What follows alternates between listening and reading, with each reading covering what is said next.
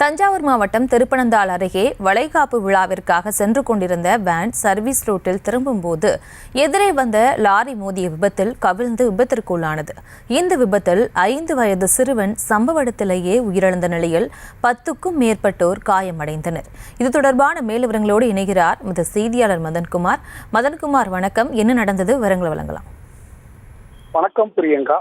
தஞ்சாவூர் மாவட்டம் திருவிடைமுருகூர் தாலுகா திருப்பனந்தாள் அருகே கடலூர் மாவட்டம் சேத்தியார் தோப்பில் இருந்து திருவாரூருக்கு வளைகாப்பு விழாவிற்கு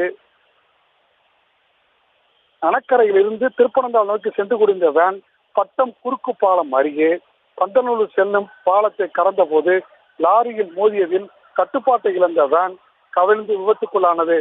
இதில் பார்த்தசாரதி மகன் லிங்கேஸ்வரன் என்ற 5 வயது சிறுவன் சம்பவ இடத்திலேயே உயிரிழந்து விட்டார். மேலும் காயம் அடைந்தவர்களை ஆம்புலன்ஸ் மூலம் கும்பகோணம் அரசு மருத்துவமனைக்கு சிகிச்சைக்காக அழைத்து செல்லப்பட்டனர். இது குறித்து திருப்பனந்தாள் காவல்துறையினர் வழக்கு பதிவு செய்து விசாரணை மேற்கொண்டு வருகிறார்கள்.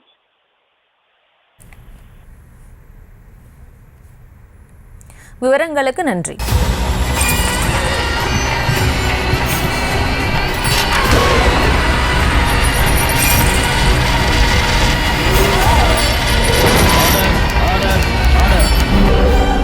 குற்றங்களின் மறுபரிமாணம் நிகழ்தகவு நமது நியூஸ் தமிழ் தொலைக்காட்சியில் விரைவில்.